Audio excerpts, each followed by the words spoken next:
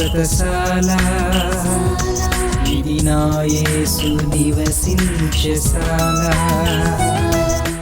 దేవుడు నాకు నేనేమేమి విషయాలు ప్రార్థన చేశాను అవన్నీ ఇచ్చేసాడు అంతే. రిజిస్ట్రేషన్ పనులన్నీ అయిపోయినట్టుగా దేవుడు నాకు చూపిస్తున్నాడు.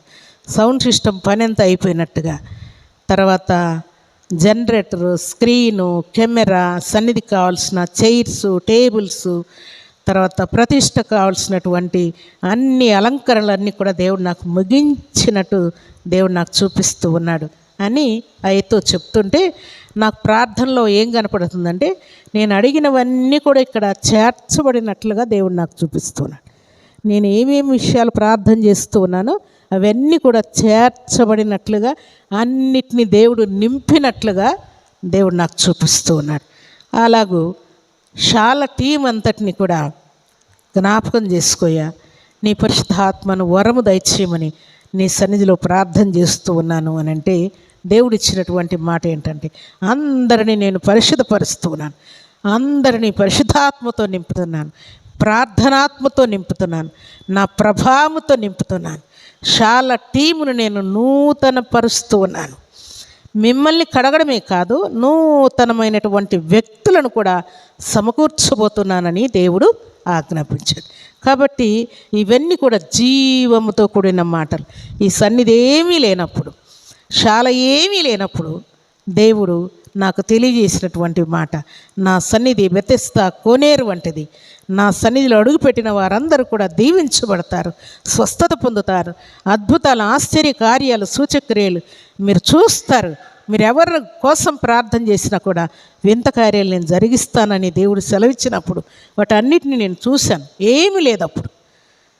చర్చిలో మాత్రం ప్రార్థన జరుపుతున్నాము, కానీ దేవుడు అవన్నీ నాకు చూపించినప్పుడు వెంటనే ఆ జీవాన్ని, ఆ శక్తిని, ఆ బలాన్ని నేను పొందుకున్నట్టుగా నేను అనుభవించాను ప్రార్థనలో. దాన్ని ఆ ప్రభావాన్ని మనం ప్రార్థన చేస్తున్నప్పుడు దేవుడు నాకు ఇచ్చేశాడు.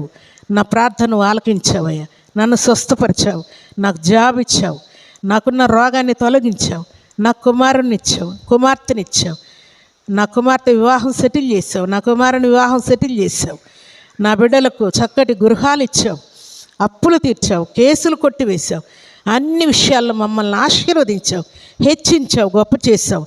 నీకు స్తుతులయ్యా అని దేవుణ్ణి స్తుతించాలి. స్తుతి వలన మన పరిస్థితులన్నీ కూడా మార్చబడుతూ ఉన్నాయి. దేవా, నాలో మంచి బుద్ధి లేదయ్యా, నిత్యం నేను కోపంతో నిండి ఉంటున్నాను, సాతాను సంతోషపెడుతూ ఉన్నాను, నాలో అవిశ్వాసం వస్తూ ఉన్నది, అపనమ్మకం వస్తూ ఉన్నది, నిత్యము ప్రార్థన చేస్తుంటే కీడు గురించిన ఆలోచనలే, నాకు ఆ కష్టం ఉంది, ఈ కష్టం ఉంది, ఈ కీడు ఉందని పదే పదే నీ కృతజ్ఞతాస్తుతులు చెల్లించకుండా కీడు గురించిన ఆలోచనలు అపవాది నాకు కలుగు చేస్తూ ఉన్నది అని ప్రార్థన చేసి అపవాదిని యేసుక్రీస్తు నామములో గద్దిస్తూ ఉన్నానయ్యా, నీ పాదముల కింద తొక్కయ్యా అని మీరు ప్రార్థన చేయండి. నిశ్చయముగా దేవుడు అపవాదిని మీ పాదముల కింద తొక్కి మీలో నుండి జీవాన్ని బయటకు వచ్చేటట్టుగా దేవుడు క్రియ చేయబోతున్నాడు. కాబట్టి అన్ని విషయాల్లో మేము పొంది ఉన్నామని మీకోసం ప్రార్థన చేసుకుంటూ, మీ పక్కన వారి కోసం ప్రార్థన చేస్తూ, సన్నిధికి వచ్చిన వారి కోసం, మీ దగ్గర ఉన్న ప్రార్థన మనవుల కోసం, సన్నిధి కోసం, మా కోసం, ఇంకా అనేకులు ప్రార్థించమని కోరిన వారందరి కోసం మనం భారంతో, బాధ్యతతో మనం ప్రార్థన చేయాలి. అప్పుడు దేవుడు ఆ జీవం అంటే ఏంటో మనకు రుజువేటట్టుగా క్రియ చేసి చూపిస్తాడు.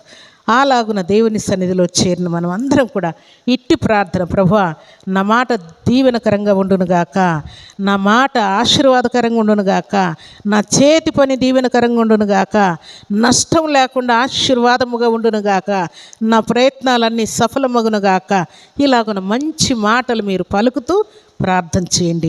నిశ్చయముగా దేవుడు మనందరి హృదయ కోరికలు తీరుస్తూ, ఆయన సన్నిధిలో అడుగుపెట్టిన వారందరి హృదయ కోరికలు తీర్చి మనల్ని అందరినీ తృప్తిపరచబోతున్నాడు. దేవుడు ఎప్పుడైనా సేఫ్టీ ఆలోచన చేస్తాడు. దేవుడు మంచి ఆలోచన చేస్తాడు.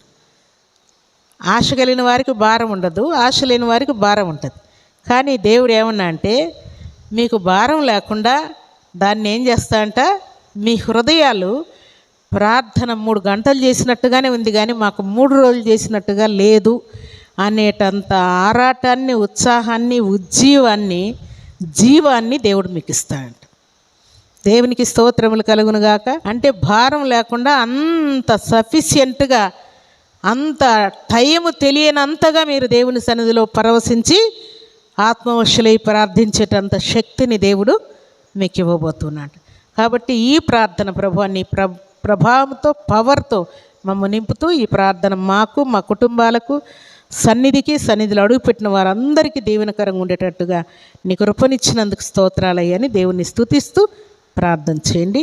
తప్పకుండా దేవుడు ఆయన ఇచ్చిన ప్రతి వాగ్దానాన్ని ఏం చేస్తాడు? నెరవేరుస్తాడు. అలాంటి కృప దేవుడు మనందరికీ అనుగ్రహించునుగాక. ఆమేన్.